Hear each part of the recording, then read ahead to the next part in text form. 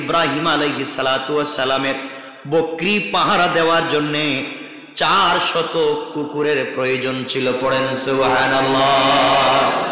400 কুকুর ইব্রাহিম আলাইহিস সালাতু ওয়াস সালামের শুধু বকরির পাল পাহারাদারি করত। এক একটা কুকুর কয়েক হাজার বকরির পাহারাদারি করতে পারত। এক একটা কুকুর আরবি, এক একটা কুকুর কয়েক হাজার বকরির পাহারাদারি করতে পারত। ইব্রাহিম 400 কুকুর বকরি পাহারার কাজে ছিল। এবার চিন্তা করেন ইব্রাহিমের কত লক্ষ বকরি ছিল। সুবহানাল্লাহ নাই? কত সম্পদের মালিক, শুধু বকরির হিসাব দিলাম। এই জনমানবহীন মক্কার মরুভূমির মরুপ্রান্তরে জমজম কূপের পানির প্রতি বিদেশিরা আকৃষ্ট হয়ে গেল।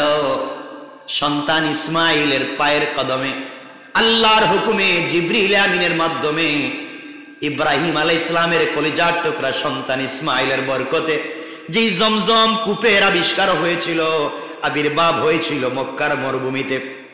এই পানির সন্ধান করতে গিয়ে পৃথিবীর শিল্পপতিরা বিদেশিরা কাফেলা বানিয়ে যখন জমজম কূপের আশেপাশে বাড়িঘর বানাতে চেষ্টা শুরু করলো, ক্ষেত খামা শুরু করতে চাইল, ইব্রাহিম আলাইহিস সালাতু ওয়াস সালামকে জমজমের পানি নেওয়ার কারণে জমজমের পানি ইব্রাহিমের কাছ থেকে তারা নিবে, এর বিনিময়ে ইব্রাহিমকেও তারা খাজনা দিবে, হযরতে হাজরাকেও তারা খাজনা দিবে, টাকা দান করবে। এইভাবে জমিদার হয়ে গেলেন। পুরো আরবের সবথেকে বড় জমিদারে পরিণত হয়ে গেলেন ইব্রাহিম। হযরতে হাজরা, হযরত ইসমাইল, একদিকে লক্ষ লক্ষ বকরি আছে, অপরদিকে জমজমের পানি থাকবার কারণে মানুষেরা তাদের জন্য পাথর কেটে বাড়ি বানিয়ে দিল। আল্লাহ তাআলার বরকতে জান্নাত থেকে খেজুরের বাগানের ব্যবস্থা হয়ে গেল, ফল ফসলের ব্যবস্থা হয়ে গেল। ইয়েমেন থেকে বাগান এনে লাগিয়ে দেওয়া হলো। শত শত হাজার হাজার মানুষ যারা এই জায়গায় পানির সন্ধানে এসে ঘর বাড়ি বানাতে চাইল, ইব্রাহিমের কাছ থেকে জায়গা নিতে হইতো, তাকে জমিদার মনে করে টাকা দেওয়া লাগতো। এইভাবে মক্কার সব থেকে বড় ধনী হয়ে গেলেন হযরত ইব্রাহিম। সুবহানাল্লাহ বলেন। আপনি আমি কি ইব্রাহিমের চাইতে বেশি টাকাওয়ালা? কথা বলছেন না কেন? ইতিহাস বলে এত বড় টাকাওয়ালা হওয়ার পরে, এত সম্পদের মালিক হওয়ার পরে একবার ফেরেশতারা আল্লাহর কাছে ডাক দিয়ে বলেছে, আল্লাহ তাআলা আপনার কাছে আমরা কিছু বিষয় জানতে চাই। আল্লাহ বলেন, ফেরেশতারা কি জানতে চাও? কি জন্য তোমরা আমার কাছে প্রশ্ন করো? এমন ভাবে কোনদিনও তোমরা আমার কাছে কথা বললে না, কি জানতে চাও? ফেরেশতারা ডাক দিয়ে বলছে, আল্লাহ তাআলা আপনার কাছে জানতে চাই ইব্রাহিমকে কেন আপনি খলিলুল্লাহ উপাধি দিলেন? ইব্রাহিমকে কেন বন্ধু বানালেন? একজন টাকাওয়ালা শিল্পপতি লোক, টাকাওয়ালাকে কেন আপনি খলিলুল্লাহ বানালেন? সে তো আপনার বন্ধু হতে পারে না, সে তো সম্পদের বন্ধু, শুধু টাকা আর টাকা, সম্পদ আর সম্পদ। ঘুম থেকে উঠলেই টাকা, ঘুমাতে গেলেও টাকা। পুরা মক্কার মানুষ তাকে জমিদার মনে করে, সবাই তাকে ট্যাক্স দেয়, খাজনা দেয়। একদিকে হাজার হাজার লক্ষ লক্ষ বকরি, উট, অভাব নাই, অপরদিকে পুরা মক্কার জমজমের পানি নিতে গেলে তাকে খাজনা দেওয়া লাগে। এত বড় টাকাওয়ালা, টাকা ছাড়া কোনো চিন্তা নাই। আপনি এত বড় টাকাওয়ালাকে আপনি বানিয়েছেন খলিলুল্লাহ, আপনাকে তিনি মোহাব্বত করেন নাকি সম্পদকে মোহাব্বত করেন আমরা তো বুঝতে পারলাম না। এত বড় টাকাওয়ালাকে কি আল্লাহ তুমি তোমার খলিল বানাতে পারো? আল্লাহ বলতে চাইলেন, ও ফেরেশতারা তোমরা জানো না আমি ইব্রাহিম কেমনে এমনি খলিল বানাই নাই। তোমরা যদি পরীক্ষা করতে চাও, আমার মন বলছে কোনো ভুল হবে না। তাহলে বোঝা গেল আল্লাহর প্রিয় পাত্র হওয়ার জন্য শুধু কম সম্পদওয়ালারা আল্লাহর প্রিয় পাত্র হতে পারবেন তা নয়, বড় বড় শিল্পপতিরা, বড় বড় টাকাওয়ালারাও আল্লাহর প্রিয় পাত্র হতে পারবেন। শুধু সিস্টেমটা দেখা লাগবে। সবাই যেই কাজ করে আমিও সেই কাজ করব। সফল হতে গেলে 1 নাম্বার ক্লাসের ছাত্র সে যেভাবে পরীক্ষা দেয়, যেই সাবজেক্টের, যেই প্রশ্নের, যেই পেপারের প্রশ্নের উত্তর দেয়, ক্লাসে যে ফেল করেছে সে একই সাবজেক্টে পরীক্ষা দেয়, একজন পাস একজন ফেল। অর্থ হলো সবাই একইভাবে পরীক্ষা দিয়েছে, একই কাজ করেছে, একই সাবজেক্টে পরীক্ষা দিয়েছে, একই ক্লাসে পড়েছে। 1 নাম্বার যিনি হয়েছে আর ফেল যিনি করেছে তাদের ব্যবধান হলে কি কাজ করেছে? এক নাম্বার তিনি ভিন্নভাবে করেছে। একই কাজ করতে হবে, ভিন্নভাবে করতে হবে, তার নামে সফলতা, ঠিক কিনা? একই কাজ ভিন্নভাবে করবার নাম সফলতা। ইব্রাহিম আলাইহিস সালামকে ফেরেশতারা পরীক্ষা করতে চায়। 1-2 মিনিট দেরি হলে কি কষ্ট হবে আপনাদের? আমি শেষ করে দিচ্ছি। ইব্রাহিম আলাইহিস সালামকে ফেরেশতারা পরীক্ষা করতে চায়, খালিলুল্লাহ কেন শিল্পপতিকে আল্লাহ বানাইছেন? বিশাল টাকার মালিক, মক্কা সবথেকে বড় এখন টাকাওয়ালা, মরুভূমির ময়দানে টাকাওয়ালা ইব্রাহিম, তাকে আল্লাহ এত বড় সম্পদশালী বানাইছেন কেন? ইব্রাহিম আলাইহিস সালাম এত বড় টাকাওয়ালা, তাকে আল্লাহ বানাইছেন খালিলুল্লাহ। ফেরেশতারা মানতে নারাজ। মুসলিম মিল্লাতের পিতা, আমাদের কলিজার টুকরো পিতা ইব্রাহিম আলাইহিস সালামকে তারা খালিলুল্লাহ মানতে নারাজ। আল্লাহ বলছেন একটু পরীক্ষা করে দেখো, ইব্রাহিম সম্পদকে ভালোবাসে না আমাকে? সুবহানাল্লাহ বললেন না? আমাদেরকে যদি এভাবে কি পরীক্ষা করতো, আমরা যে কত বাহানা তৈরি করতাম, নাহলে মেডিকেলে গিয়ে ভর্তি হয়ে যেতাম। যা, কিচ্ছু নাই আমার বন্ধুগণ। ইব্রাহিম আলাইহিস সালাম একদিন ঘরে অবস্থান করছেন, নিজের ঘরে বসা। এমন সময় বাড়ির বাহির দিক থেকে শুনতে পান, বাড়ির বাহিরে আল্লাহ পাকের গুণে মুগ্ধ হয়ে কে যেন আল্লাহ পাকের নাম আবৃত্তি করছে। কার নাম? শুধু আল্লাহর নাম আবৃত্তি করছে, আল্লাহর নাম বলতেছে বাড়ির বাহিরে। কি বলতেছে আমি সংক্ষেপ 1 মিনিটে বলি, সব বলবো না। হযরত ইব্রাহিম আলাইহিস সালাতু ওয়াস সালাম শুনতে পেলেন, বাড়ির ভিতরে শুয়েছিলেন, ঘরের ভিতরে ইব্রাহিম আলাইহিস সালাতু ওয়াস সালাম বিশ্রাম নিচ্ছিলেন। হঠাৎ তার কানে একটা আওয়াজ চলে আসলো। বাড়ির বাহিরে একটা লোক বলতে লাগলো, সুবহানা দিল মুলকি ওয়াল মালাকুত, সুবহানা দিল ইজ্জতি ওয়াল আজমতি ওয়াল হাইবতি ওয়াল কুদরতি ওয়াল কিবরিয়াই ওয়াল জাবারুত, সুবহানাল মালিকিল হাইয়্যিল্লাযী লা ইয়ানামু ওয়া লা ইয়ামুত আবাদান আবাদা, সুবহুন কুদ্দুসুন রব্বুনা ওয়া রব্বুল মালাইকাতি ওয়ার রূহ। শুনতে পেলেন, সে বলতে লাগলো তার পবিত্রতা, যিনি সকল দেশের মালিক, আকাশমণ্ডলী এবং ফেরেশতার মালিক, যিনি ইজ্জত, ক্ষমতা, বয়, শক্তি এবং বড়ত্বের অধিকারী, যিনি সব কিছুকে বাধ্যকারী, তার পবিত্রতা। পবিত্রতা শেষ সত্তার, যিনি সৃষ্টির বাদশা, যিনি চিরজীবিত, গুম এবং মৃত্যু যাকে স্পর্শ করে না, যিনি অতি পবিত্র এবং নির্দোষ, যিনি আমাদের রব, ফেরেশতাদের রব, রূহ সমূহের রব। পবিত্রতা শুধু একমাত্র তার।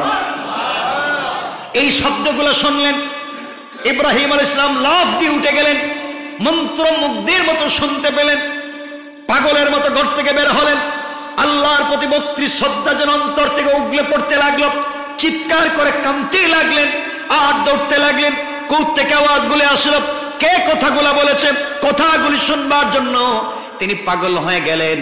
দৌড়তে দৌড়তে বাড়ির বাহিরে গিয়ে দেখলেন দূরে একজন মিসকিন ফকির লোক বসে আছে, আর এই কথাগুলা বলে যাচ্ছে ফকির মিসকিন, কাপড় ছাড়া, উস্কো খুস্কো চুল, রাস্তার পাশে বসে বসে কথাগুলা বলছে। ইব্রাহিম আলাইহিস সালাতু ওয়াস সালামকে দেখবার পরে এই মিসকিন লোকটা কথাগুলা থামিয়ে দিয়েছে, আর বলতে চায় না, মুখ বন্ধ করে দিয়েছে। ইব্রাহিম আলাইহিস সালাতু ওয়াস সালাম বললেন, কি হয়েছে তুমি বলো। সে বলতে লাগলো, না আর বলবো না, আমার ভালো লাগে না, আমি আর এই কথাগুলো আর বলবো না। ইব্রাহিম বলছেন, বাবা মন্ত্রমুগ্ধের মতো শুনছিলাম বাড়িতে বসে বসে, তোমাকে দেখে দেখে সরাসরি তোমার মুখ থেকে আমার কলিজার টুকরা প্রিয় আল্লাহর নামগুলা শুনতে চাই, আল্লাহ তাআলার নামগুলা তোমার মুখ থেকে শুনতে চাই। এত সুন্দর নাম আমি জীবনে শুনি নাই, কারো মুখ থেকে এত সুন্দর করে আল্লাহর নামের আবৃত্তি শুনি নাই। তুমি বলো, আমি তোমার কথা শুনতে থাকবো। মিসকিন বলতে লাগলো, না ইব্রাহিম, আমার আর ভাল লাগে না, আপনি মন খারাপ করবেন না, আমি আর বলতে পারবো না, আমি চলে যাই। ইব্রাহিম বললেন, তোমাকে বলতেই হবে। লোক বলল, আমি বলতে পারবো না। ইব্রাহিম আলাইহিস সালাম বললেন, শোনো, আমি আল্লাহর নাম তোমার মুখ থেকে শুনতে চাই, বিনিময়ে তুমি কি চাইবে। ইব্রাহিম আলাইহিস সালামকে পাগল বলতে লাগলো, আপনি কি দিবেন। ইব্রাহিম বললেন, তুমি যদি মাত্র একবার যে নামগুলা বলেছো, মাত্র একবার তোমার মুখ থেকে সামনাসামনি বসে যদি আমি শুনতে পারি, আমার যে হাজার হাজার কোটি টাকার সম্পদ আছে এর অর্ধেক আমি এই মুহূর্তে তোমাকে দান করে দিলাম। আল্লাহু আকবার। আমি পুরো অর্ধেক সম্পত্তি তোমাকে দিয়ে দিলাম, এর বিনিময় হলে একবার তোমার কদমে ধরি। আমি ইব্রাহিম বলছি, তোমার পায়ে হাতে ধরি, তুমি একটা বার হলে এই নামগুলো আবার বলো। পাগল মিসকিন বলতে লাগলাম, আপনি অর্ধেক সম্পত্তি আমাকে দিয়ে দিবেন শুধুমাত্র আল্লাহর ওই নামগুলো শুনবার জন্য? নামগুলো এত সস্তা না, এত সস্তা না, আমি আর বলতে পারবো না, আর বলবো না। ইব্রাহিম কান্না জড়িত কণ্ঠে হাউমাউ করে বলছেন, ভাইরে, আমার যে মক্কা নগরীতে মরুভূমিতে যা চোখে দেখা যায়, যা চোখে দেখো সব আমার, যা চোখে দেখা যায় না এই মরুভূমিতে অনেক সম্পদ আছে আমার। তুমি যদি একটা বার যে নামগুলা বলেছো আবার তুমি একবার বলতে পারো, আমি তোমাকে ওয়াদা দিলাম, আমি ইব্রাহিমের স্থাবর অস্থাবর যত সম্পত্তি আছে এই মুহূর্তে তোমার নামে আমি সবগুলা তোমাকে দিয়ে দিলাম। এরপরেও তুমি একবার বলো, আল্লাহর নাম বলো, একবার বলো সুবহানাদিল মুলকি ওয়াল মালাকুত, একটা বার বলো বান্দা বলো। ইব্রাহিমের কাছ থেকে আবেগ তাড়িত হয়ে কান্না জড়িত কণ্ঠে কথাগুলো শুনবার পরে মিসকিন মুস্কি হাসি দিল। ইব্রাহিম সিজদায় পড়ে কাঁদতে লাগলেন আর বলেন, আল্লাহ সব দিয়ে দিলাম, এখন মাত্র আমি ছাড়া আর কিছুই নাই। এরপরও কেন বলে না? ইব্রাহিম সিজদা থেকে উঠে দেখলেন মিসকিনকে আর দেখা যায় না। উনি মিসকিন ছিলেন, আল্লাহর রহমতের ফেরেশতা ছিল, ইব্রাহিমকে পরীক্ষা করবার জন্য এসেছিলেন। আবার আল্লাহর কাছে হাজির হয়ে বলছেন, আল্লাহ তাআলা ভুল হয়েছে, ক্ষমা করে দিবেন। ইব্রাহিম সম্পদকে ভালোবাসে না, ইব্রাহিম শুধুমাত্র কেবলমাত্র তোমার নাম শুনবার জন্য গোটা সম্পত্তি আমাকে দিয়ে দিতে চাইছে। এরপরে আমি বলি নাই, হাউমাউ করে কাঁদতে কাঁদতে আমাকে খুঁজতেছে, পুরা সম্পত্তি আমাকে দিতে চায়, এরপরেও তোমার নামটা শুনতে চায়। আল্লাহ ইব্রাহিম তোমার নামে এত এত পাগল ঠিকই, তুমি তাকে খলিলুল্লাহ বানিয়েছো। আল্লাহ বোঝাতে চাইলেন, যারা এইভাবে দুনিয়ার জমিনে আমার জন্য পাগল হয়ে যায় বান্দা, আমি তাদের সম্পদ কমাইয়া দেই না, দুনিয়ায় তাদেরকে পবিত্র জীবন দান করি, দুনিয়া আখিরাতে শ্রেষ্ঠ পুরস্কার দান করি, আর তাদের সম্পদকে আমি আরো বাড়াইয়া দেই। সুবহানাল্লাহ, জুড়ে পড়ে। আমাদের দেশে মানুষ মারা গেলে খুব কান্নাকাটি করে, সব ভেঙ্গে ফালায় দেয়। যে সন্তান জিন্দেগিতে মা বাপ ডাকে নাই, জিন্দেগিতে খাওয়ায়ও নাই, একটা ভালো একটা খাবার কিনে দেয় নাই, সেও দেখবেন কান্দে নাকি? যে স্ত্রী স্বামীকে দেখতেই পারতো না হেও কান্দে। মানে কান্না, পুরো এলাকা জুড়ে কান্না। কেউ মারা গেলে আবেগ, কাঁদবেন কেন? আপনার কান্নাই প্রমাণ করে আপনি আল্লাহর নির্দেশিত হুকুমের বিরোধিতা করছেন। আল্লাহ আপনাকে পৃথিবীতে প্রেরণ করবার বহুত আগেই আপনি যে মরবেন, এটা আল্লাহর নির্ধারিত সীমারেখা, আল্লাহর সিদ্ধান্ত, আপনি মরবেনই। তাহলে আপনি কাঁদছেন কেন? কথা বুঝেননি? আপনি যে মরবেন, আপনার জীবন দেওয়ার আগে তৈরি করেছেন কে? আপনাকে পৃথিবীতে জীবন দেওয়ার আগে আপনার মৃত্যুটা লিখে রেখেছেন কে? তাহলে আপনি কাঁদছেন কেন? আল্লাহ দিয়েছেন তো সে নিয়ে যাচ্ছে, শুকরিয়া আদায় করার কথা। যে 2-4 বছরও তো জীবন দিতে পারতো, আপনাকে 60, 70, 80 বছর দিচ্ছে, তাহলে এরপরে কাঁদছেন কেন? আরবে দেখবেন কেউ মরে গেলে খুব কাঁদে না, কারণ ওরা এটা জানে ভালো করে, কেঁদে লাভ কি? যে দিছে হেই তো নিয়ে গেছে, ঠিক না? যে দিয়েছে সেই নিয়ে গিয়েছে। কান্নার বিষয় হচ্ছে যিনি যাচ্ছেন তিনি কি আল্লাহর হুকুম মতো জিন্দেগি কাটিয়ে যাচ্ছেন? যিনি যাচ্ছেন রাসূলের সুন্নাহ নিয়ে কি যাচ্ছেন? যদি যেতে না পারেন বরবাদি, ঠিক না? এজন্য আল্লাহকে ওয়াস্তে আমরা শুধু মরার সময় কেঁদে লাভ নাই। দেখবেন অনেক মানুষ অসুস্থ হলে আপনার কাছে গিয়ে বলছে আমি অসুস্থ, আমাকে সহযোগিতা করেন, দিবে না। কিন্তু মরার পরে কাফনের টাকা দেওয়ার জন্য দেখবেন সে রাজি, ঠিক না? কেন?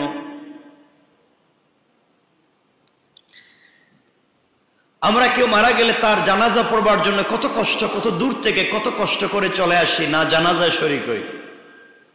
মনে রাখবেন, জানাজায় শরীক হওয়া এটা সুন্নাহ। হকুল মুসলিমে আলাল মুসলিমে খামসুন ওয়া ইত্তিবাউল জানাইজে, একটা জানাজায় অংশগ্রহণ করা একটা হক। কিন্তু আরেকটা হক আছে, প্রতিবেশীর হক আদায় করা, এটা ফরজ। আর জানাজায় শরীক হওয়া এটা ফরজে কিফায়া, গেলে সওয়াব, না গেলে গুনাহ নাই।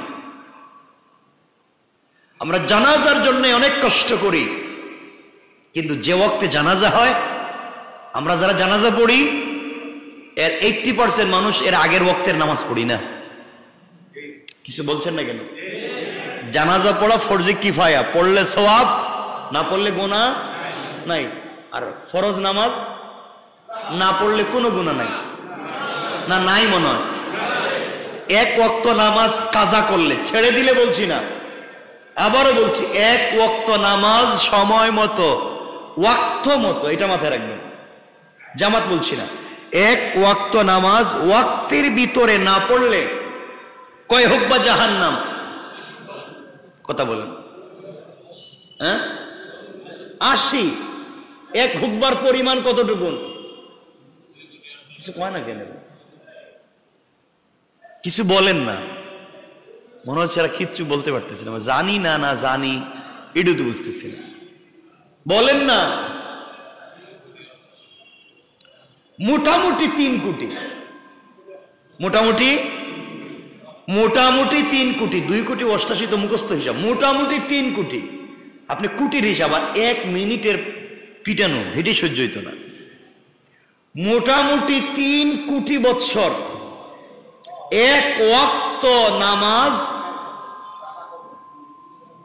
কাজা করলে 80 ভাগের 1 ভাগের শাস্তি।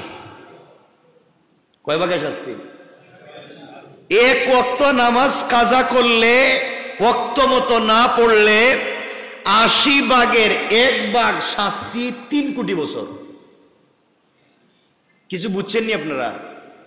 কিছু বললেন না। আল্লাহ আমাদেরকে মাফ করুক। এরপরে ভয় ঢুকতেছে না ভিতরে? কিছু বলেন না কেন? পড়বো তো ইনশাআল্লাহ, বলেন ইনশাআল্লাহ, সবাই বলেন না ইনশাআল্লাহ। বাদশাহ আকবর একদিন শাহী মহলে বসে আছেন। বাদশাহ আকবরের নাম তো শুনছেন, ভারতবর্ষের প্রভাবশালী এক বাদশার নাম বাদশাহ আকবর। সারা ঘর আলোকিত, বাদশার শাহী মহল। এমন সময় বাতাস এসে সবগুলো মোমবাতি নিভিয়ে দিল। শাহী মহল একেবারেই অন্ধকার। বাদশাহ যেন অন্ধকারে হারিয়ে গিয়েছেন। আগে তো আর এত লাইট ছিল না, বিদ্যুৎ ছিল না, বিদ্যুৎ তো আর ছিল না, মোমবাতি ছিল বা আলোর ব্যবস্থা যেভাবে ছিল। তিনি চিন্তিত হয়ে পড়লেন, আমি পুরা ভারতবর্ষের ক্ষমতাসীন পাওয়ারফুল বাদশাহ, কিন্তু এমন একটি সামান্য মোমবাতির আলোকে রক্ষা করতে পারলাম না। আমার সৈন্য সামন্তের অভাব নাই, ক্ষমতা প্রভাবের অভাব নাই, নেতাকর্মীর অভাব নাই, সব আছে। সব আমার আশেপাশে গুড়গুড় করে। আমার পাইক পেয়াদা চাকর বাকরের অভাব নাই, রাত দিন আমার আশেপাশে থাকে, কিন্তু তারাও আমার আলোটা বাঁচাইয়া রাখতে পারলো না। আমার রুমটা অন্ধকার হয়ে গেল, কেউ পারলো না অন্ধকার থেকে রক্ষা করতে। তিনি চিন্তা করতে লাগলেন, এত লোক থাকবার পরে মোমবাতির আলো বাঁচিয়ে রাখতে পারলো না অন্ধকার। আমার ভয় হচ্ছে এক মুহূর্ত আমি কেমনে থাকবো। আমি কবরের অন্ধকারে কেমনে থাকবো, যেখানে নেতা নাই, কর্মী নাই, চাকর বাকর পাইক পেয়াদা নাই, ক্ষমতা নাই, মোমবাতি নাই, বিদ্যুৎ নাই, সেখানে তো পুরোটাই অন্ধকার। আমি কেমনে থাকবো? সেই ভয়ে বাদশাহ আকবর কাঁপতে লাগলেন।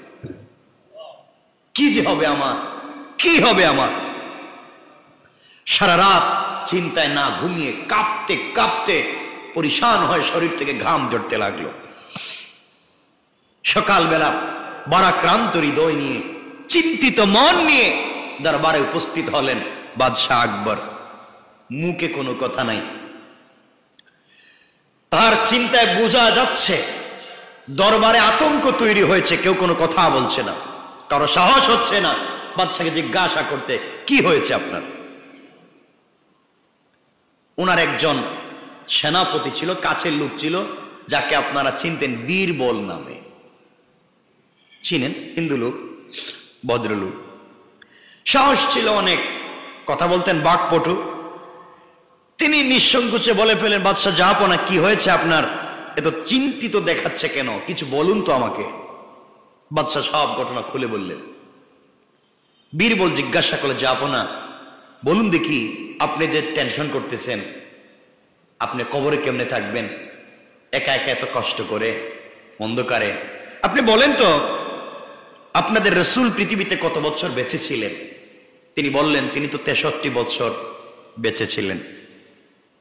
বীরবল জিজ্ঞাসা করলো, যে মানুষটি পৃথিবীতে 63 বছর ছিল আর মরেছেন, কবরে গিয়েছেন, ইন্তেকাল করেছেন, রওজায় শুয়ে আছেন কত বছর, প্রায় 800-900 বছর, ওখানকার কথা বলছি। বীরবল জিজ্ঞাসা করলো, জাহাপনা আপনি বলেন তো, চিন্তা করবেন না, যে মানুষটা পৃথিবীতে মাত্র 63 বছর বেঁচে থেকে পুরা পৃথিবীকে আলোকিত করে গিয়েছেন,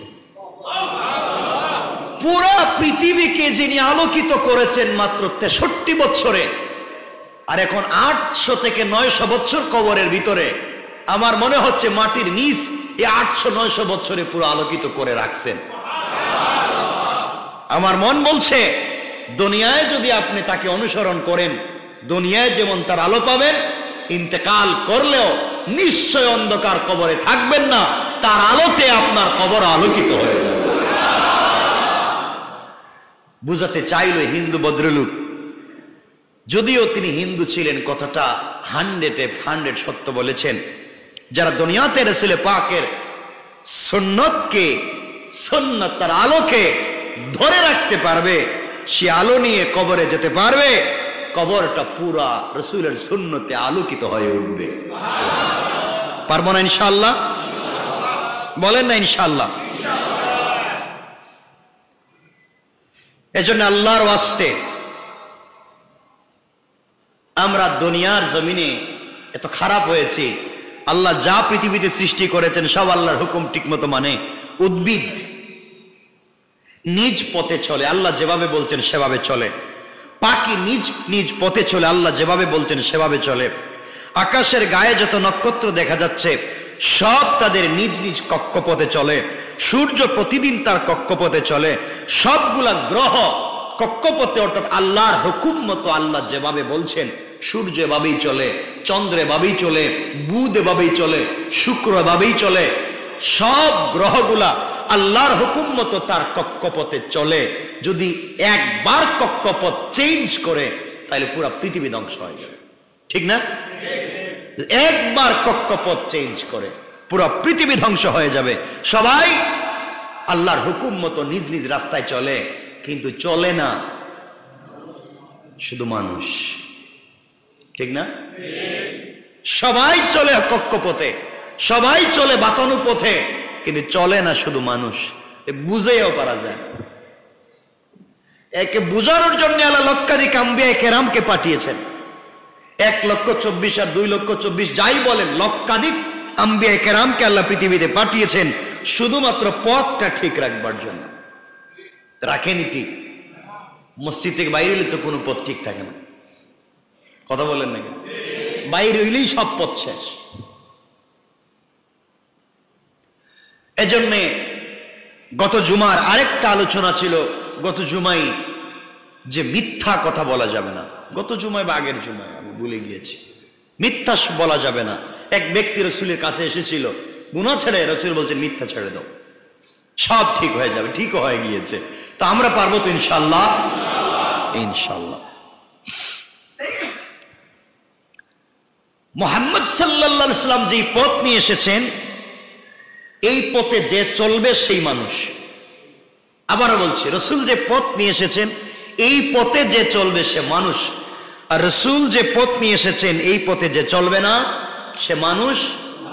বলেন না মানুষ। আল্লাহ বলছিলেন তো আপনারা জানেন, উলাইকা কাল আনআম বাল হুম আদাল। বলেন নাই? বলছেন, কোরআনে বলছেন ইনহুম ইল্লা কাল আনআম বাল হুম আদাল্লু সাবিলা। আল্লাহ বলছেন ওরা তো পশুর মতোই, আরো খারাপ, আরো পথ হারা। পশুকে যে পথ দেওয়া হয়েছিল সেই পথে তো ঠিকই চলেছে, যাকে যে পথে চলবার কথা ছিল সে তো সেই পথেই চলেছে, কিন্তু মানুষ নামক জীবকে যে পথের কথা বলা হয়েছে সে পথ ছেড়ে দিয়ে তারা পশুর পর্যায়েও নাই। মানুষ হওয়ার জন্যে নিজেকে মানুষ রূপে গঠিত করতে হয়, প্রতিটি জিনিস গঠন করার জন্য তার একটি নমুনা দরকার, নাকি? জিনিস তৈরি করার জন্য নমুনা দরকার নাই? আপনি একটা বাড়ি নির্মাণ করবেন, বাড়ি নির্মাণ করতে গেলে কি লাগবে? বাড়ির ডিজাইন লাগবে, বাড়ির নকশা লাগবে, না লাগবে না? ডিজাইন ছাড়া বাড়ি কি হয়? সম্ভব হয়? দেখবেন এদিকে ওদিকে নাই দিলে ওদিকে, কোন দিকে দরজা হয়েছে কোন দিকে জানালা ঠিক নাই, কোন জানালা ছোট কোন জানালা বড়, এভাবেই তো হয়। তাহলে নকশা ঠিক করতে হয়, সেই নকশা মিল রেখে একজন ইঞ্জিনিয়ার একখণ্ড জমির উপরে নকশা মতো বাড়ি বানাতে হয়। যদি নকশা মতো বাড়ি নির্মাণ না হয়, নকশার সাথে মিল না থাকে, মালিক সেই বাড়ি গ্রহণ করেনি, করে না। তেমনি ভাবে দেহ থাকলেই 3.5 হাত বডি থাকলেই মানুষ বলা যায় না। এই দেহ একখণ্ড জমি, জমিতে আছে মাটি, জমিতে আছে বাতাস, জমিতে আছে পানি, জমিতে আছে আগুন, এই 3.5 হাত বডিতে তাই আছে। কথা বলেন না কেন? তাহলে এই 3.5 হাত বডি একখণ্ড জমি, এই একখণ্ড দেহের মধ্যে, একখণ্ড জমির মধ্যে দেহ নামক একখণ্ড মানুষে যদি আপনি কিছু বানাতে হয় একটা নকশা লাগবে। এই একখণ্ড দেহকে যদি মানুষ বানাতে হয় লাগবে একটা নকশা।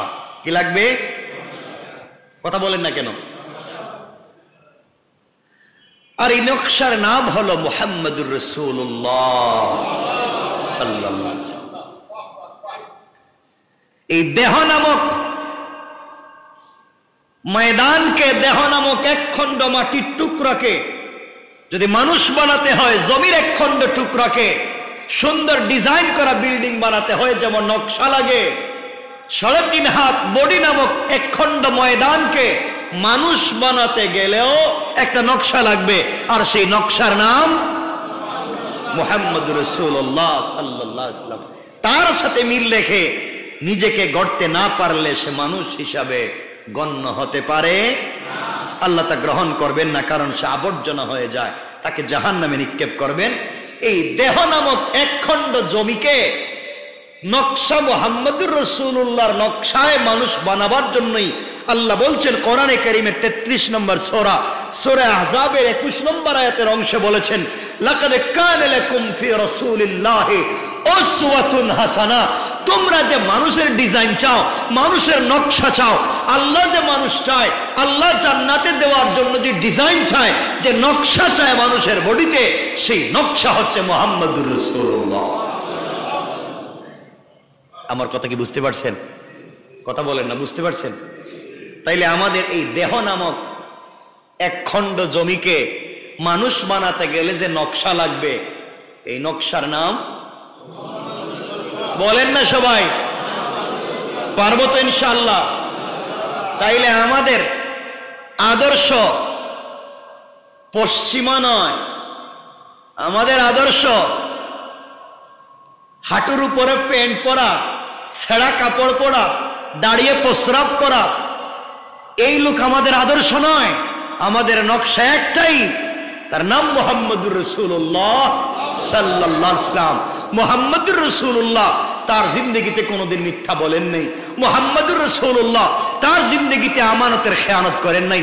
মুহাম্মদুর রাসূলুল্লাহ তার জিন্দেগিতে কাউকে ঠকান নাই। মুহাম্মদুর রাসূলুল্লাহ কোনদিন তার জিন্দেগিতে আল্লাহর হুকুমের বিরুদ্ধে চলেন নাই, মুহাম্মদুর রাসূলুল্লাহ তার জিন্দেগিতে কোনদিন হারাম খান নাই, সেটাই যদি সত্য হয়, আপনি যদি তাকে নকশা হিসাবে মানেন, আপনার বাস্তব জিন্দেগিতেও তা করতে পারবেন? পারবেন? এই অন্যায় করতে পারবেন? করা যাবে না। পারবো তো ইনশাআল্লাহ? কতটুকুন পারবো আমি জানি না, কতটুকুন আমরা পারবো জানি না। আল্লাহ আমাদেরকে কবুল করুক, হেফাজত করুক, বলেন আমিন। সবাই বলেন না আমিন? পারবো তো ইনশাআল্লাহ? সবাই বলেন আমরা পারবো তো ইনশাআল্লাহ? আল্লাহ কি আমাদের, তাহলে আমাদের কাজ কি? পুরুষ হই নারী হই, আমরা যদি মুমিন হই, নেক আমল করি, নেক আমলটা কার পথে, কার নকশায়? রাসূলে পাকের নকশায় যদি করি, আল্লাহ বলছেন হায়াতান তাইয়্যিবা, পৃথিবীতে দিবেন পবিত্র জীবন। এরপরে বলছেন ওয়ালানাজজিয়ান্নাহুম আজরাহুম বিআহসানি মা কানু ইয়ামালুন, আর আমাদেরকে পুরস্কার হিসাবে দান করবেন পৃথিবীতে এবং আখিরাতে শ্রেষ্ঠ পুরস্কার। সুবহানাল্লাহ বললেন না? সবাই একটু জোরে বলেন না সুবহানাল্লাহ। পারবো তো ইনশাআল্লাহ? আমার এই কথা মনে থাকবে তো ইনশাআল্লাহ? না সবাই ভুলে যাবেন? ভুলে যাবারই তো কথা, মনে কেমনে থাকবে? এই সবগুলা কথা যদি মনে থাকতো তাহলে তো আমরা এভাবে থাকতাম না। আমাদের সব কথা যদি মনে থাকতো আমরা এভাবে থাকতাম না। সব ভুলে যায়, মসজিদে বাইরে গেলে।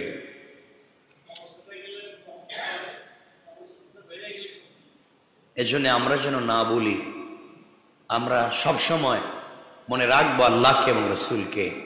ভাই, মরা লাগবেই, কবরে যাওয়া লাগবে, মারাত্মক এক জায়গার নাম কবর। আপনি রাসূলের শাফাআতের আশা করেন, আপনি হাউজে কাউসারের আশা করেন, কিয়ামতের দিনে সুপারিশের আশা করেন, এটা তো বহুত পরে, আরো শত শত বছর পরে। আপনি মরলেই যাবেন কই? এখানের অবস্থা কি? আপনি হিসাব নিকাশ তো আরো কয়েকশো বছর পরে। আপনার রাসূল আপনারা শাফাআত করলেও কয়েকশো বছর পরে, ঠিক না? আপনারা হাউজে কাউসার পানি পান করাইলেও কয়েকশো বছর পরে। তো আপনি কবরে কেমনে থাকবেন? আপনারা চিন্তা করবেন ওখানে একটা বাড়ি বানাবো। আজকালকে দেখছেন না বিভিন্ন রডের কোম্পানি, স্টিলের কোম্পানি এখন অ্যাডভাইস দিচ্ছে, তারা এখন ভূমিকম্প প্রতিরোধ মূলক রড। কয়টা কি এমন সিমেন্ট বানাইছি ভূমিকম্প ভাঙবে না। আরে বেটা, তোর শত শত বিল্ডিং, শত শত তালা বিল্ডিং, পৃথিবীর সব থেকে স্মার্ট স্টিল দিয়ে, রড দিয়ে তৈরি করা, ওইটাই ভেঙে যায়। এক না 43 সেকেন্ড 50 সেকেন্ডের ভিতরে যদি একটা ধাক্কা দেয়, যেমন আজকে ভূমিকম্প হয়েছে, বলবো 1 মিনিট ইনশাল্লাহ, কথাও বলবো। রাসূলের সহিহ 3টা হাদিসের অংশ থেকে নিয়ে আসবে কথাটা।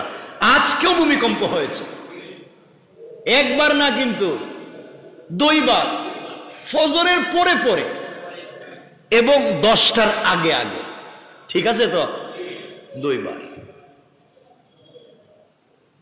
এই নাড়ায় কে? বলেন না। জমিটা নাড়ায় কে? কিছু বলেন না কেন? জমিটা নাড়ায় কে? এই যে নাড়ানি দিছিল, যদি আরেকটু বাড়াইয়া দিত তাইলে এখানে বসতেন?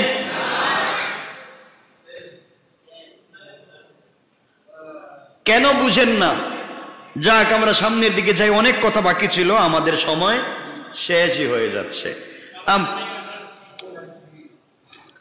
আপনাদেরকে ছোট করে বলে আমরা শেষ করব। মনে রাখবেন ও ভাই,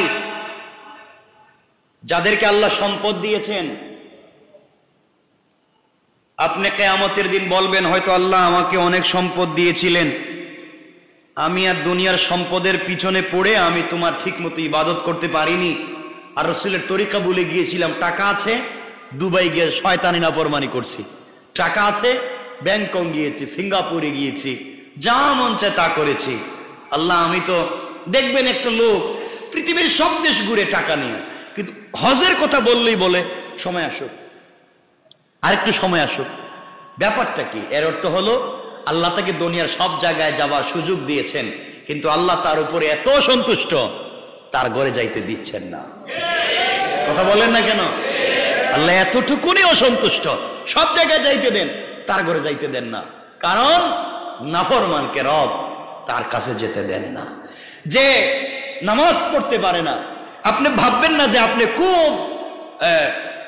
খুব বেশি পেরেশান অথবা খুব বেশি আপনি ঝামেলায় জর্জরিত, সময় পাচ্ছেন না, এর জন্য নামাজ পড়তে পারতেছেন না। আপনার সময় নাই, আসো নামাজে, সময় নাই, আসো 2 রাকাত সালাত পড়ি, সময় নাই, আসো রাসূলের নামে কিছু জিকির করি, দোয়া দুরূদ পড়ি, সময় নাই, আসো ভালো কাজ করি, সময় নাই, আসো ইবাদত করি, সময় নাই, তাহাজ্জুদ পড়ি, সময় নাই। আরে সময় নাই, সময় নাই বুয়া কথা, সবই ঠিক আছে, আল্লাহ তার কদমে সেজদা দেওয়ার মতো আপনাকে উপযুক্ত মনে করে নাই। ঠিক কিনা বলেন? আল্লাহ আপনাকে তার কদমে সেজদা দেওয়ার উপযুক্ত মনে করে না, এই জন্য সব করার সুযোগ দেয়, তার কদমে আসতেই বলে সময় নেই। ভয় পান, রবকে ভয় পান যে সব করার সুযোগ আছে, এটা সুযোগ নাই কেন? সবকিছুর সময় পাই। আপনি সিনেমা দেখতে 2-4 ঘন্টা বসে থাকেন, আপনি ইন্টারনেট ব্রাউজিং করতে 2-4-5 ঘন্টা কাটিয়ে দেন, সব পান। আপনি গ্রামের সালিশে বসলে, বন্ধু বান্ধবের আড্ডায় বসলে, আপনি ভালো একটা কেএফসিতে বসলে, চাইনিজে বসলে, আপনি অর্ডার দিয়া 40 মিনিট 1 ঘন্টা বসে থাকেন খাবারের জন্য। কথা বলেন না কেন? আমি মিথ্যা বলতেছি নাকি? আপনি টাকা পে করে অর্ডার দিয়া বসে থাকবেন চেয়ারে, ওই 1 ঘন্টা পরে খাবার দিব, লিখে দিব 40 মিনিট প্লাস, 50 মিনিট প্লাস বসে থাকেন। আপনি বসে বসে গল্প করতেছেন, তাও নিজের হাতে খাবার আনতে হইব। কথা বলেন না কেন? এই দামি রেস্টুরেন্টে যাইবেন, আপনারা কেউ সার্ভিস দিবে না, আপনি নিজেই না খাইবেন, ঠিক আছে না? তাহলে আপনি অপেক্ষা করে টাকা পে করে খাইতে পারেন, আর আপনি মসজিদে 2-4-5 মিনিট দিতে পারেন না? আরে বোকা, আপনি ব্যস্ত নয়, রব আপনার রব তার কদমে সেজদা দেওয়ার মতো উপযুক্ত আপনাকে মনে করে না। যেন সময় আছে বুঝো, সময় আছে বুঝো, দিন বুঝো, আল্লাহকে বুঝো। বিপদ বড় মারাত্মক, সামনের বিপদ বড় মারাত্মক। এজন্য মনে রাখবেন, সেই দিন শুধু সেই ব্যক্তি উপকৃত হবে যেই ব্যক্তি আল্লাহর কাছে আসবে বিশুদ্ধ অন্তর নিয়ে। কি অন্তর? অন্তরে কোনো কালিমা নাই, অন্তরে কোনো কালা নাই। মাঝে মাঝে আমরা বলি না, ওর চেহারাটা যেমন, অন্তরটা মারাত্মক কালো, আমরাই তো বলি নাকি? চেহারার চাইতে অন্তরটা আরো কালো। আল্লাহ বলছেন, বিশুদ্ধ অন্তর ছাড়া আমার কাছে আসলে কোনো লাভ নাই, কোনো লাভ নাই। এজন্য যেদিন ধন সম্পদ সন্তান সন্ততি কোনো উপকারে আসবে না, এই দিন বিশুদ্ধ অন্তরই আপনাকে জান্নাতে নিতে পারবে। আমরা পারবো তো ভাই? তাহলে আজকের পুরো আলোচনায় যেটা বুঝাতে চাচ্ছি, এত কিছু বলে অন্তরটাকে বিশুদ্ধ করতে হবে। কি করতে হবে? আর অন্তর বিশুদ্ধ করবার নামই হচ্ছে নেক আমল, অন্তর বিশুদ্ধ করবার নামই হচ্ছে আমাদের হায়াতান তয়্যিবা, পবিত্র জিন্দেগি। অন্তর বিশুদ্ধ করবার অর্থই হচ্ছে আল্লাহর পক্ষ থেকে শ্রেষ্ঠ পুরস্কার। সুবহানাল্লাহ বলেন।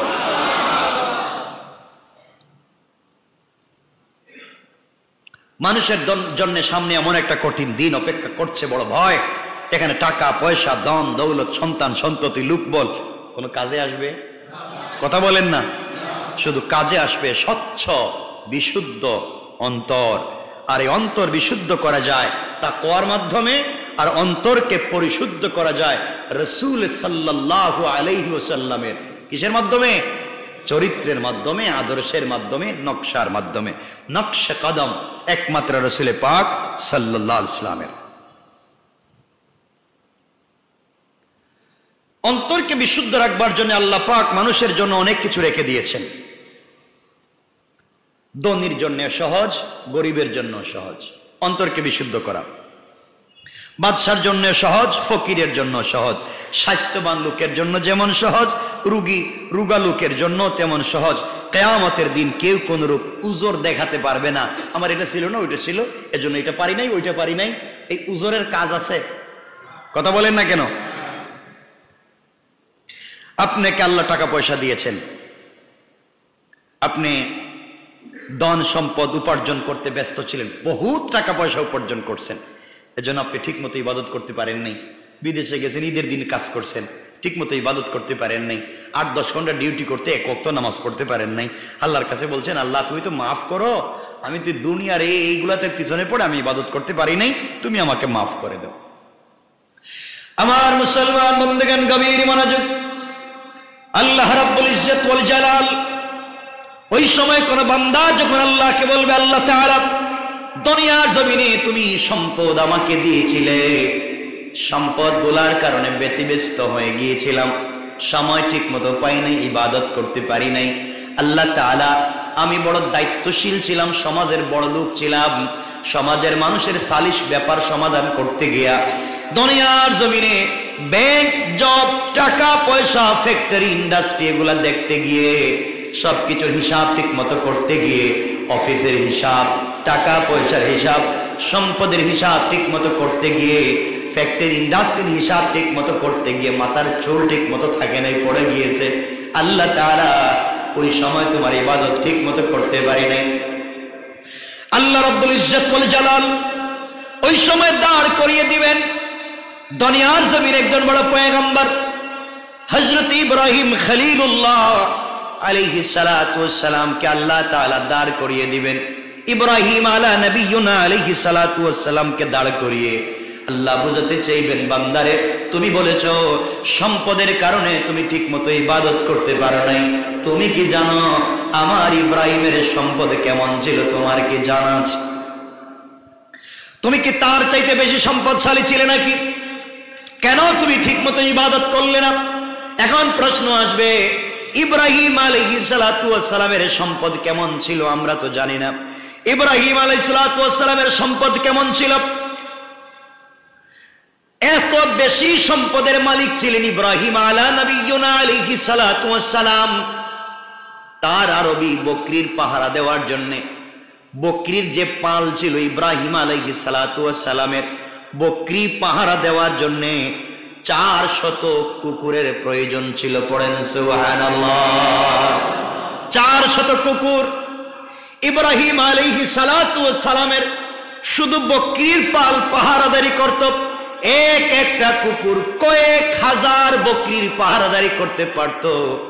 এক একটা কুকুর, আরবি এক একটা কুকুর কয়েক হাজার বকরির পাহারাদারি করতে পারত। ইব্রাহিম 400 কুকুর বকরি পাহারার কাজে ছিল। এবার চিন্তা করেন ইব্রাহিমের কত লক্ষ বকরি ছিল। সুবহানাল্লাহ নাই? কত সম্পদের মালিক, শুধু বকরির হিসাব দিলাম। এই জনমানবহীন মক্কার মরুভূমির মরুপ্রান্তরে জমজম কূপের পানির প্রতি বিদেশিরা আকৃষ্ট হয়ে গেল। সন্তান ইসমাইলের পায়ের কদমে, আল্লাহর হুকুমে, জিবরিল আমিনের মাধ্যমে ইব্রাহিম আলাইহিস সালামের কলিজার টুকরা সন্তান ইসমাইলের বরকতে যে জমজম কূপের আবিষ্কার হয়েছিল, আবির্ভাব হয়েছিল মক্কার মরুভূমিতে। এই পানির সন্ধান করতে গিয়ে পৃথিবীর শিল্পপতিরা, বিদেশিরা কাফেলা বানিয়ে যখন জমজম কূপের আশেপাশে বাড়িঘর বানাতে চেষ্টা শুরু করলো, ক্ষেত খামার শুরু করতে চাইল, ইব্রাহিম আলাইহিস সালাতু ওয়াস সালামকে জমজমের পানি নেওয়ার কারণে জমজমের পানি ইব্রাহিমের কাছ থেকে তারা নিবে, এর বিনিময়ে ইব্রাহিমকেও তারা খাজনা দিবে, হযরতে হাজরাকেও তারা খাজনা দিবে, টাকা দান করবে। এইভাবে জমিদার হয়ে গেলেন। পুরো আরবের সবথেকে বড় জমিদারে পরিণত হয়ে গেলেন ইব্রাহিম। হযরতে হাজেরা, হযরত ইসমাইল, একদিকে লক্ষ লক্ষ বকরি আছে, অপরদিকে জমজমের পানি থাকবার কারণে মানুষেরা তাদের জন্য পাথর কেটে বাড়ি বানিয়ে দিল। আল্লাহ তাআলার বরকতে জান্নাত থেকে খেজুরের বাগানের ব্যবস্থা হয়ে গেল, ফল ফসলের ব্যবস্থা হয়ে গেল। ইয়েমেন থেকে বাগান এনে লাগিয়ে দেওয়া হলো। শত শত হাজার হাজার মানুষ যারা এই জায়গায় পানির সন্ধানে এসে ঘর বাড়ি বানাতে চাইল, ইব্রাহিমের কাছ থেকে জায়গা নিতে হইতো, তাকে জমিদার মনে করে টাকা দেওয়া লাগতো। এইভাবে মক্কার সব থেকে বড় ধনী হয়ে গেলেন হযরত ইব্রাহিম। সুবহানাল্লাহ বলেন। আপনি আমি কি ইব্রাহিমের চাইতে বেশি টাকাওয়ালা? কথা বলছেন না কেন?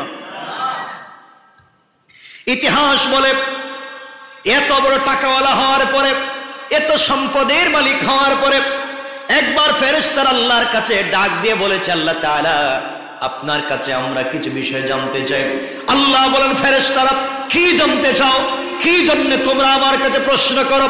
এমন ভাবে কোনদিনও তোমরা আমার কাছে কথা বললে না, কি জানতে চাও? ফেরেশতারা ডাক দিয়ে বলছে, আল্লাহ তাআলা আপনার কাছে জানতে চাই, ইব্রাহিমকে কেন আপনি খলিলুল্লাহ উপাধি দিলেন? ইব্রাহিমকে কেন বন্ধু বানালেন? একজন টাকাওয়ালা শিল্পপতি লোক, টাকাওয়ালাকে কেন আপনি খলিলুল্লাহ বানালেন? সে তো আপনার বন্ধু হতে পারে না, সে তো সম্পদের বন্ধু, শুধু টাকা আর টাকা, সম্পদ আর সম্পদ। ঘুম থেকে উঠলেই টাকা, ঘুমাতে গেলেও টাকা। পুরা মক্কার মানুষ তাকে জমিদার মনে করে, সবাই তাকে ট্যাক্স দেয়, খাজনা দেয়। একদিকে হাজার হাজার লক্ষ লক্ষ বকরি, উট, অভাব নাই। অপরদিকে পুরা মক্কা জমজমের পানি নিতে গেলে তাকে খাজনা দেওয়া লাগে। এত বড় টাকাওয়ালা, টাকা ছাড়া কোনো চিন্তা নাই। আপনি এত বড় টাকাওয়ালাকে আপনি বানিয়েছেন খলিলুল্লাহ, আপনাকে তিনি মোহাব্বত করেন নাকি সম্পদকে মোহাব্বত করেন আমরা তো বুঝতে পারলাম না। এত বড় টাকাওয়ালাকে কি আল্লাহ তুমি তোমার খলিল বানাতে পারো? আল্লাহ বলতে চাইলেন, ও ফেরেশতারা তোমরা জানো না আমি ইব্রাহিম কেমনে এমনি খলিল বানাই নাই। তোমরা যদি পরীক্ষা করতে চাও, আমার মন বলছে কোনো ভুল হবে না। তাহলে বোঝা গেল আল্লাহর প্রিয় পাত্র হওয়ার জন্য শুধু কম সম্পদওয়ালার আল্লাহর প্রিয় পাত্র হতে পারবেন তা নয়, বড় বড় শিল্পপতিরা, বড় বড় টাকাওয়ালারাও আল্লাহর প্রিয় পাত্র হতে পারবেন। শুধু সিস্টেমটা দেখা লাগবে। সবাই যেই কাজ করে আমিও সেই কাজ করব।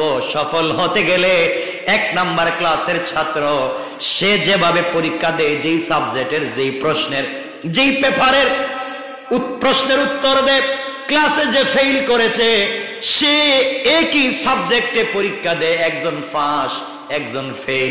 অর্থ হলো সবাই একইভাবে পরীক্ষা দিয়েছে, একই কাজ করেছে, একই সাবজেক্টে পরীক্ষা দিয়েছে, একই ক্লাসে পড়েছে। 1 নাম্বার যিনি হয়েছে আর ফেল যিনি করেছে, তাদের ব্যবধান হলে একই কাজ করেছে। 1 নাম্বার যিনি, তিনি ভিন্নভাবে করেছে। একই কাজ করতে হবে, ভিন্নভাবে করতে হবে, তার নামে সফলতা। ঠিক কিনা? একই কাজ ভিন্নভাবে করবার নাম সফলতা। ইব্রাহিম আলাইহিস সালামকে ফেরেশতারা পরীক্ষা করতে চায়। 1-2 মিনিট দেরি হলে কি কষ্ট হবে আপনাদের? আমি শেষ করে দিচ্ছি। ইব্রাহিম আলাইহিস সালামকে ফেরেশতারা পরীক্ষা করতে চায়, খলিলুল্লাহ কেন শিল্পপতি কে আল্লাহ বানাইছেন? বিশাল টাকার মালিক, মক্কা সবথেকে বড় এখন টাকাওয়ালা, মরুভূমির ময়দানে টাকাওয়ালা ইব্রাহিম, তাকে আল্লাহ এত বড় সম্পদশালী বানাইছেন কেন? ইব্রাহিম আলাইহিস সালাম এত বড় টাকাওয়ালা, তাকে আল্লাহ বানাইছেন খলিলুল্লাহ। ফেরেশতারা মানতে নারাজ। মুসলিম মিল্লাতের পিতা, আমাদের কলিজার টুকরা পিতা ইব্রাহিম আলাইহিস সালামকে তারা খলিলুল্লাহ মানতে নারাজ। আল্লাহ বলছেন একটু পরীক্ষা করে দেখো, ইব্রাহিম সম্পদকে ভালোবাসে না আমাকে? সুবহানাল্লাহ বললেন না? আমাদেরকে যদি এভাবে কি পরীক্ষা করতো, আমরা যে কত বাহানা তৈরি করতাম, নাহলে মেডিকেলে গিয়ে ভর্তি হয়ে যেতাম। যা কিচ্ছু নাই আমার বন্ধুগণ। ইব্রাহিম আলাইহিস সালাম একদিন ঘরে অবস্থান করছেন, নিজের ঘরে বসা। এমন সময় বাড়ির বাহির দিক থেকে শুনতে পান, বাড়ির বাহিরে আল্লাহ পাকের গুণে মুগ্ধ হয়ে কে যেন আল্লাহ পাকের নাম আবৃত্তি করছে। কার নাম? শুধু আল্লাহর নাম আবৃত্তি করছে, আল্লাহর নাম বলতেছে বাড়ির বাহিরে। কি বলতেছে আমি সংক্ষেপ 1 মিনিটে বলি, সব বলবো না। হযরত ইব্রাহিম আলাইহিস সালাতু ওয়াস সালাম শুনতে পেলেন, বাড়ির ভিতরে শুয়েছিলেন, ঘরের ভিতরে ইব্রাহিম আলাইহিস সালাতু ওয়াস সালাম বিশ্রাম নিচ্ছিলেন। হঠাৎ তার কানে একটা আওয়াজ চলে আসলো। বাড়ির বাহিরে একটা লোক বলতে লাগলো, সুবহানা দিল মুলকি ওয়াল মালাকুত, সুবহানা দিল ইজ্জতি ওয়াল আজমতি ওয়াল হাইবতি ওয়াল কুদরতি ওয়াল কিবরিয়াই ওয়াল জাবারুত, সুবহানাল মালিকিল হাইয়্যিল্লাযী লা ইয়ানামু ওয়া লা ইয়ামুত আবাদান আবাদা, সুবহুন কুদ্দুসুন রব্বুনা ওয়া রব্বুল মালাইকাতি ওয়ার রূহ। শুনতে পেলেন, সে বলতে লাগলো তার পবিত্রতা, যিনি সকল দেশের মালিক, আকাশমণ্ডলী এবং ফেরেশতার মালিক, যিনি ইজ্জত, ক্ষমতা, বয়, শক্তি এবং বড়ত্বের অধিকারী, যিনি সব কিছুকে বাধ্যকারী, তার পবিত্রতা, পবিত্রতা শেষ, সে সত্তার, যিনি সৃষ্টির বাদশা, যিনি চিরজীবিত, গুম এবং মৃত্যু যাকে স্পর্শ করে না, যিনি অতি পবিত্র এবং নির্দোষ, যিনি আমাদের রব, ফেরেশতাদের রব, রূহ সমূহের রব।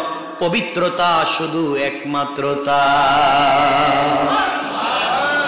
এই শব্দগুলো শুনলেন, ইব্রাহিম আলাইহিস সালাম লাফ দিয়ে উঠে গেলেন, মন্ত্রমুগ্ধের মতো শুনতে পেলেন, পাগলের মতো ঘর থেকে বের হলেন। আল্লাহর প্রতি ভক্তি শ্রদ্ধা যেন অন্তর থেকে উগলে পড়তে লাগলো, চিৎকার করে কাঁদতে লাগলেন, আর দৌড়তে লাগলেন। কোথা থেকে আওয়াজগুলো আসলো, কে কথাগুলো বলেছে, কথাগুলি শুনবার জন্য তিনি পাগল হয়ে গেলেন। দৌড়তে দৌড়তে বাড়ির বাহিরে গিয়ে দেখলেন দূরে একজন মিসকিন ফকির লোক বসে আছে, আর এই কথাগুলা বলে যাচ্ছে। ফকির মিসকিন, কাপড় ছাড়া, উস্কো খুস্কো চুল, রাস্তার পাশে বসে বসে কথাগুলা বলছে। ইব্রাহিম আলাইহিস সালাতু ওয়াস সালামকে দেখবার পরে এই মিসকিন লোকটা কথাগুলা থামিয়ে দিয়েছে, আর বলতে চায় না, মুখ বন্ধ করে দিয়েছে। ইব্রাহিম আলাইহিস সালাতু ওয়াস সালাম বললেন, কি হয়েছে তুমি বলো।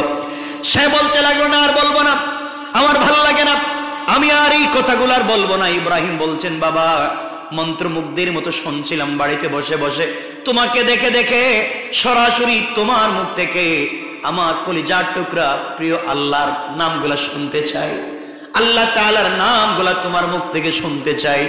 এত সুন্দর নাম আমি জীবনে শুনি নাই, কারো মুখ থেকে এত সুন্দর করে আল্লাহর নামের আবৃত্তি শুনি নাই। তুমি বলো, আমি তোমার কথা শুনতে থাকবো। মিসকিন বলতে লাগলো, না ইব্রাহিম, আমার আর ভালো লাগে না, আপনি মন খারাপ করবেন না, আমি আর বলতে পারবো না, আমি চলে যাই। ইব্রাহিম বললেন, তোমাকে বলতেই হবে। লোক বলল, আমি বলতে পারবো না। ইব্রাহিম আলাইহিস সালাম বললেন, শোনো, আমি আল্লাহর নাম তোমার মুখ থেকে শুনতে চাই, বিনিময়ে তুমি কি চাইবে। ইব্রাহিম আলাইহিস সালামকে পাগল বলতে লাগলো, আপনি কি দিবেন। ইব্রাহিম বললেন, তুমি যদি মাত্র একবার যে নামগুলা বলেছো, মাত্র একবার তোমার মুখ থেকে সামনাসামনি বসে যদি আমি শুনতে পারি, আমার যে হাজার হাজার কোটি টাকার সম্পদ আছে, এর অর্ধেক আমি এই মুহূর্তে তোমাকে দান করে দিলাম। আল্লাহু আকবার, আমি পুরো অর্ধেক সম্পত্তি তোমাকে দিয়ে দিলাম, এর বিনিময় হলে একবার তোমার কদমে ধরি। আমি ইব্রাহিম বলছি, তোমার পায়ে হাতে ধরি, তুমি একটা বার হলে এই নামগুলো আবার বলো। পাগল মিসকিন বলতে লাগলাম, আপনি অর্ধেক সম্পত্তি আমাকে দিয়ে দিবেন শুধুমাত্র আল্লাহর ওই নামগুলো শুনবার জন্যে। নামগুলো এত সস্তা না, এত সস্তা না, আমি আর বলতে পারবো না, আর বলবো না। ইব্রাহিম কান্না জড়িত কণ্ঠে হাউমাউ করে বলছেন, ভাইরে, আমার যে মক্কা নগরীতে মরুভূমিতে যা চোখে দেখা যায়, যা চোখে দেখো সব আমার, যা চোখে দেখা যায় না, এই মরুভূমিতে অনেক সম্পদ আছে আমার। তুমি যদি একটা বার যে নামগুলা বলেছো আবার তুমি একবার বলতে পারো, আমি তোমাকে ওয়াদা দিলাম, আমি ইব্রাহিমের স্থাবর অস্থাবর যত সম্পত্তি আছে এই মুহূর্তে তোমার নামে আমি সবগুলা তোমাকে দিয়ে দিলাম।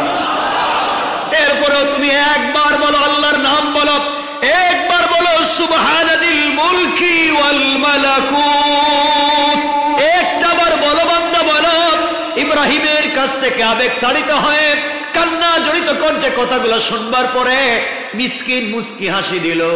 ইব্রাহিম সিজদায় পড়ে কাঁদতে লাগলেন আর বলেন, আল্লাহ, সব দিয়ে দিলাম, এখন মাত্র আমি ছাড়া আর কিছুই নাই, এরপরও কেন বলে না।